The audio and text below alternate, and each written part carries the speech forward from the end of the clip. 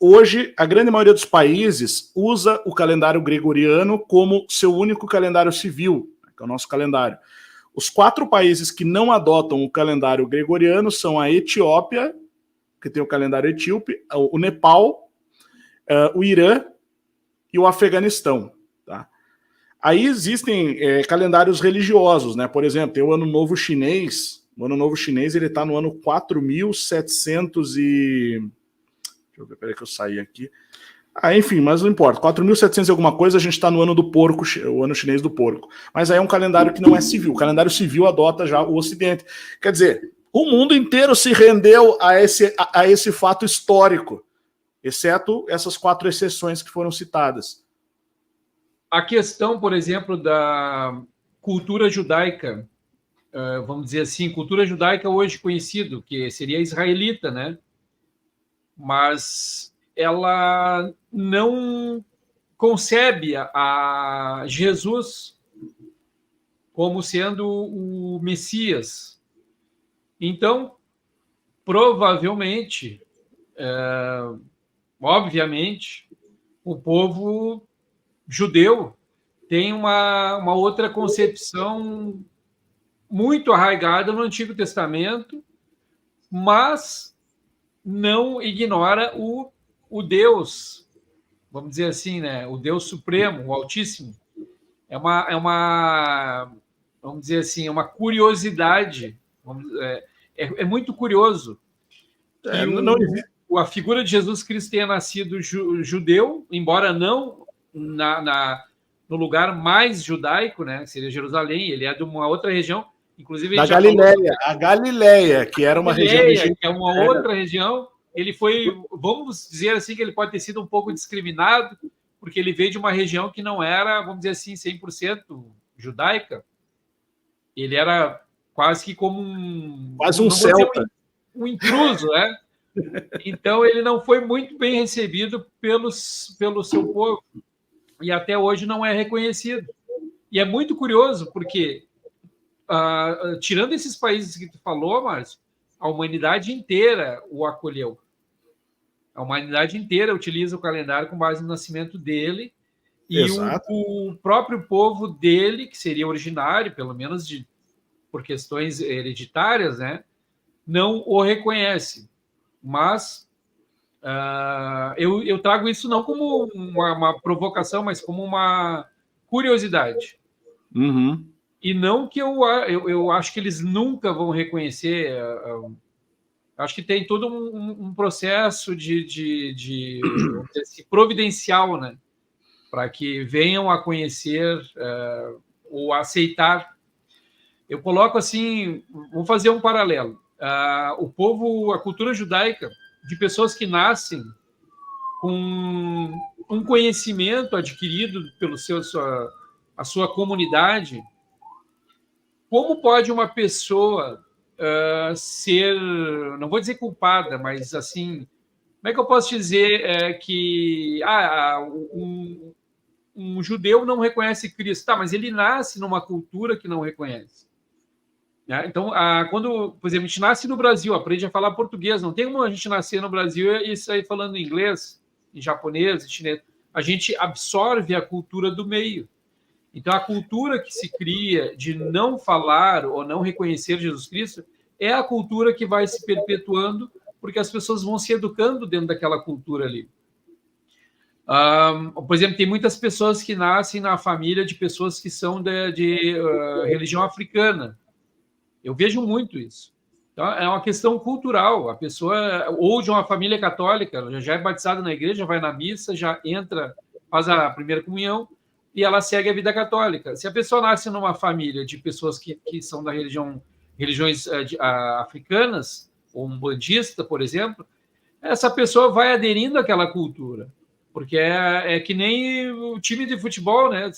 E no Rio Grande do Sul, o cara pode ser gremista ou Inter, Colorado, muitas vezes por questões familiares. Então, é um fato curioso, mas Os muçulmanos mesmo, mesma coisa. Ou povos aborígenes que nunca tiver, que tem sua própria cultura separada, mesma coisa. Aí né? é que tá. Mas por que eu puxei esse assunto, Márcio? Porque quando a gente fala, que eu comecei falando que as religiões se criam por questões transcendentes, tem muitas religiões que também se criam por questões de cultura, porque é uma questão cultural. Não que elas se criam, elas surgem, mas elas Se acabam mantém. sendo institucionalizadas. Exato. Elas acabam sendo controladas. É mesmo isso você tem no próprio Islã, por exemplo, entre os muçulmanos, as diferentes linhas ali, xiitas e sunitas que brigam. Tem país que é sunita, tem país que é xiita, como o Irã, né? Sunita como a Arábia Saudita, linhas diferentes ali também dentro dessas ramificações. Isso são esses exemplos são instrumentos, são ferramentas de controle. A própria Igreja Católica, os países cristãos, no caso, tiveram problemas, o cisma de 1054, outros cismas, o de Avião, né, que aconteceu na época dos Templários, cismas que dividiram a Igreja do Ocidente da Igreja do Oriente. Hoje a gente tem países ortodoxos, não é à toa que a própria Etiópia, por exemplo, que é um país que tem uma igreja, né, ortodoxa, foi um reino cristão na época de Selácie, e tem o seu próprio calendário, por causa da sua tradição. O Rastafari, né? O Rastafari, na verdade, é uma tentativa de resgate feita na Jamaica já. Isso, mas, por causa dele, né? Por causa deles.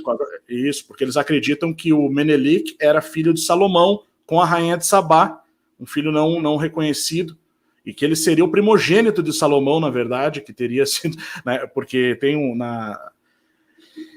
no Quebra-Nagast, que é um texto sagrado entre os etíopes, inclusive os cristãos copta da Etiópia, né, eles acreditam nisso. Então eles acreditam que ele levou a Arca da Aliança para a Etiópia, e esse Menelik, ele foi até Salomão, depois que ele já era adulto, visitar Salomão, e levou a Arca da Aliança para a Etiópia.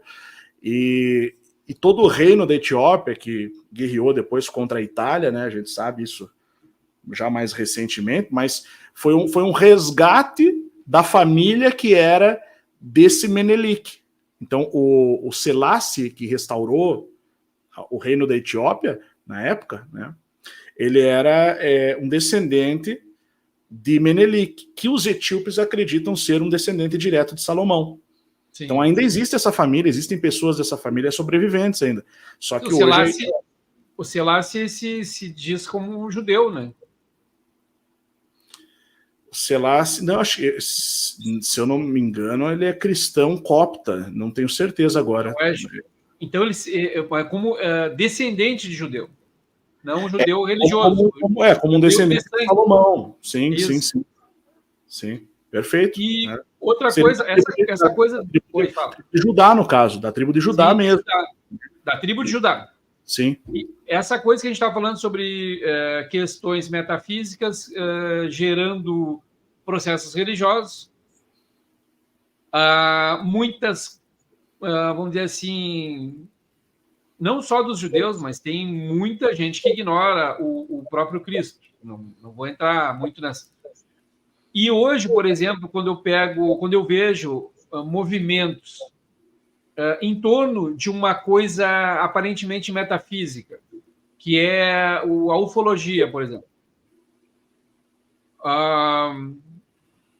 A ufologia, ela vem em torno de mistérios, fenômenos e aparições e eventos sobrenaturais. E a impressão que eu tenho, mas é muito particular minha, Márcia, é que praticamente está nascendo uma nova religião. Porque as pessoas estão pregando os entendimentos através de uma visão extraterrestre. Como seria o espiritismo na visão de Allan Kardec ou de alguns espíritas quando estabelece-se uma religião através de uma ótica de espíritos ou informações adquiridas através de da paranormalidade e de informações vindas dos espíritos. Então, quando se cria uma religião embasada no que o espírito, essa manifestação trouxe para as pessoas, eu vejo com uma similaridade muito grande em relação à ufologia, que eu acredito que hoje tenha um aspecto, talvez um pequeno aspecto de religiosidade, porque se fala também em seres superiores, não sei se é que tu me entende, seres superiores, seres que estão em mundos além, mais evoluídos, quase que uma analogia com a questão celeste. Uhum. Eu não sei o que te parece isso, Márcio, desse ponto de vista. Então, essa questão, houve uma mescla, né, há um tempo atrás, já na virada do século XIX para o século XX, primeiramente com uma mescla que aconteceu entre o esoterismo ocidental com as religiões do Oriente. Isso foi se desenvolvendo até dar origem ao movimento New Age, e quando esse movimento cresceu, já se falava em ufologia. Ufologia é um termo novo, na verdade. Se fala muito sobre... Claro, existem relatos de batalhas no céu, como aquela batalha de Nuremberg, que aconteceu, acho que, se eu não me engano, no século XV ou XVI. Beleza, mas você tem relatos antigos que falam de seres vindos dos céus. Claro, as mitologias são repletas deles, de uma certa forma, não exatamente como a ufologia entende hoje, né, mas sempre falando, porque assim mesmo a ufologia hoje ela é bastante dividida, então quando você fala em ufologia, existem ufologias, na verdade. Existe o pessoal que na verdade, não que exista o pessoal que crê dessa forma, mas existiram entendimentos diferentes que já foram colocados à tona, né? Então você tem aquela questão do extraterrestre físico que vem de um planeta viajando a anos-luz e chega até aqui. Você tem o extraterrestre que ele é um ser de outra dimensão, né, que plasma e se manifesta nesse mundo. Então são visões já que são um pouco diferentes. Mas de modo geral, essa questão de quando isso começou a se tornar uma religião foi na onda, na carona do movimento New Age. E isso já pegando ali aquela questão começou a vir à tona mais a partir dos anos 80, daí, que já seriam as canalizações, né? O pessoal que recebia canalizações de extraterrestres. E realmente isso criou certos grupos que realmente têm isso como uma religião. Isso é muito parecido à estrutura de organização, né? A estrutura até de uma forma mais descentralizada, mas acontece. Mas eu até não me ateria muito a esse ponto em questão, né? Mas sim a realidade sobrenatural em si. A realidade sobrenatural em si que eu acho que é o mais importante, né? Assim, para a gente até não sair muito do foco da live, né? Existe uma passagem que é bíblica, que é interessante citar, que tem a ver com isso que a gente está falando aqui, que Cristo, um dos evangelhos, acho que é Marcos aqui, ele vai terminar dessa forma, né? Em meu nome, estes sinais seguirão os que crerem. Em meu nome expulsarão demônios, falarão novas línguas, pegarão nas serpentes, se beberem alguma coisa mortífera não lhes fará mal algum. Né? Então, a gente tem aqui basicamente essa questão, expulsarão demônios. Deixa eu voltar aqui na imagem. Expulsarão demônios. Então, veja a questão. Já em Mateus, você tem é terminado dizendo assim, né? O Mateus acaba, o último capítulo, Mateus 28, versículo 18, vai dizer: chegando-se, Jesus falou-lhes dizendo: é-me dado todo o poder no céu e na terra. Portanto, ide fazer discípulos, tal, batizando. Então, aqui é dito, é-me dado poder, todo o poder no céu e na terra, e depois é dito, expulsarão demônios. Então, é como se ele estivesse dizendo assim, ó, a mesma autoridade que os anjos têm para expulsar os demônios, vocês podem ter nessa terra, no plano de vocês. Vocês podem trabalhar em uníssono com as hierarquias celestes, alinhado a elas e com o auxílio delas quando você precisar. É isso que está sendo dito. Né? Percebe? Então, Mas tem um porém, né, Márcio? Tem um porém nisso. Porque ele inicia falando aos que crerem. Exatamente. Aquele primeiro texto que mostrou ali. Então, acho que é isso que o pessoal não entende. Eu acho que as pessoas não entendem porque não é automático. Eu sou um ser humano, logo eu posso fazer tudo isso. Não. Sempre tem um porém. Vamos falar um pouquinho do curso, tá? Ali, se tu for um pouco além, Márcio, de expulsarão demônios em meu nome,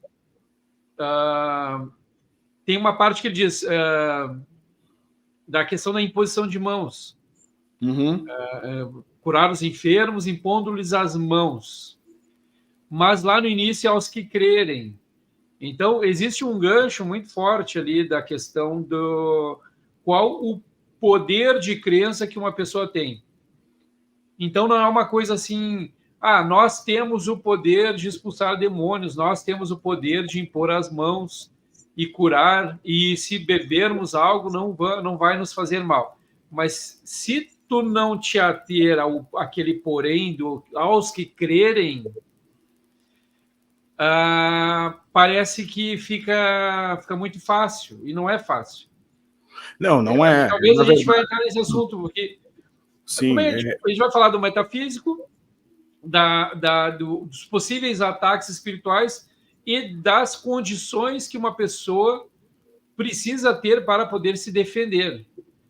E uma dessas condições é a sua constituição mental no que ela acredita. Com certeza. Ou seja, se a pessoa... Vou citar um exemplo aqui. Tem um livro que eu tenho aqui, tá aqui, do Anthony Robbins, Desperte seu gigante interior. Não é de religião, viu, gente? É sobre questão de mentalidade. Então, ele fez uma entrevista com um famoso tenista, ele fez um atendimento para um famoso tenista que conta nesse livro, mas ele chega para aquele tenista que estava numa fase ruim da vida dele, perdendo títulos e jogos e tal, e ele mostra o vídeo quando aquele tenista foi campeão, quando ele deu o show, vamos dizer assim. E ele pergunta para esse tenista... o que tu estavas pensando na véspera, na hora nos minutos que antecederam aquele jogo?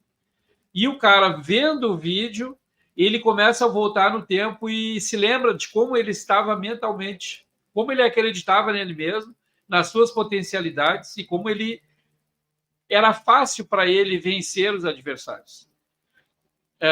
Isso é uma coisa muito interna. Isso também tem nas questões da Bíblia. O próprio rei Davi teve que vencer um gigante, vamos dizer assim. Então, e ele se lembrando, fazendo um retrocesso, ele começou a buscar as suas questões de crença mesmo, nele mesmo. É um exemplo pequeno, né? Mas ele conseguiu dar uma volta por cima através de uma questão de mentalidade. Então, não é uma coisa fácil, Márcio. A fé, ela é um processo de construção. Evidências são necessárias. O que o Anthony Robbins mostrou para ele foi uma evidência. Ele mostrou, obviamente, que tu venceu vários adversários e ganhou vários campeonatos, mas olha a mentalidade que tu tinha. Às vezes acontecem coisas na vida da pessoa que a pessoa muda, ela perde a sua crença, a sua energia cai. A sua energia caindo, a sua saúde pode cair também, decair. Então, essa história de pegar serpentes, tomar veneno, impor as mãos e expulsar demônios, não é uma coisa somente de... eu posso. Sim, todos podem. Mas a que nível de entendimento que vocês têm, né? Já que nós estamos falando aqui sobre o guerreiro espiritual, que nível de crença, que nível de certeza, que a fé é nada mais que a certeza, qual a capacidade mental que as pessoas estão construindo? E a introdução que tu fez foi perfeita, Márcio, porque muitas vezes uma cultura vem para descredibilizar algo que deveria ser muito levado em conta, que é as reais capacidades dos seres humanos. Quando Jesus fala sobre isso, ele está falando, vocês têm capacidade, vocês terão capacidade, porém, existe um porém, e esse aspecto mental eu acho muito interessante, porque vamos pegar a área do exorcismo, né? Em filmes de exorcismo e histórias que a gente sabe e pessoas que lidam com isso, elas têm toda uma questão espiritual que elas têm que estar preparadas, mas não somente isso, elas têm que ter certeza de que elas vão para uma guerra para vencer, elas vão levando toda a sua crença, todo o seu potencial mental para uma posição de superioridade, de vencer aquela batalha. Né? As batalhas só são vencidas se a pessoa já venceu antes. Quem já leu o Sun Tzu, Arte da Guerra, talvez lembre de que não se entra numa guerra se não tiver certeza que vai vencer. Isso é uma premissa da Arte da Guerra. E não só os relatos bíblicos, mas essa questão metafísica, essa questão de batalha espiritual, ela tem a ver com o quanto uma pessoa está preparada para se defender mentalmente, espiritualmente, e quanto ela acredita no seu potencial e como ela constrói essa postura para vencer obstáculos, para ter uma mentalidade. Falando sobre mentalidade, a gente tem no Vibrações Vitais, na aula número 9, uma aula toda dedicada à mentalidade, que são processos internos, que eu uso muito a linguagem do subconsciente, que eu acho que o subconsciente ele não está dentro do cérebro. Né? A mente, cérebro e mente subconsciente não são a mesma coisa. Subconsciente é uma construção, basicamente, do seu ser. E ela extrapola o físico. A questão dos fenômenos sobrenaturais é uma coisa que extrapola o nosso corpo, o mundo físico, e quanto mais positividade a pessoa tem, mais blindada ela está para qualquer tipo de ataque por questões de sintonia, vamos dizer assim. A sintonia... Imagina, Márcio, uma pessoa que está depressiva, pensando coisas negativas, não tem uma coisa que ela acredite, ou ela não tem certeza de nada na vida, não tem autoconfiança. Esses processos religiosos, eles trazem muito autoconfiança. Eu não trago isso só da arte marcial, eu trago isso de processos de entendimento sobre religiosidade, espiritualidade. E tu também tem uma história fantástica de vários combates, né, Márcio? Combates não que a gente precise ser agressivo, ou nós vamos ser não agressivos, mas corajosos, vamos dizer assim. Porque se a gente não desenvolve uma coragem, eu diria que a maior fraqueza espiritual vem do medo. E as pessoas que têm medo, elas são derrotadas tanto no esporte, tanto numa situação de problema pessoal, financeiro, seja lá o que for. As pessoas são muito derrotadas pela sua postura, o seu derrotismo, vamos dizer assim, seus medos.